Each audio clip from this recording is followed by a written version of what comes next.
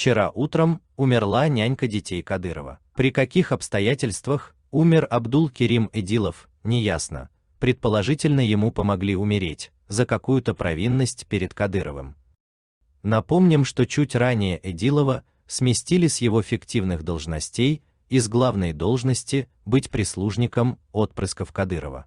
Также ранее был убит охранник детей Кадырова по кличке Барс, он также являлся инструктором на полигоне Руспецназ.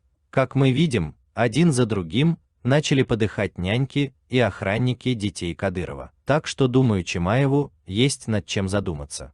Всемогущий расставляет все по своим местам, а мы лишь уповаем на него. Вся сила принадлежит только ему. Так бесславно закончилась жизнь этих двух рабов денег и притеснителей. Поистине Аллах скор в расчете. قُلْ سِيرُوا فِي الْأَرْضِ فَانظُرُوا كَيْفَ كَانَ عَاقِبَةُ الْمُجْرِمِينَ. Скажи, постранствуйте по земле и посмотрите, каким был конец грешников.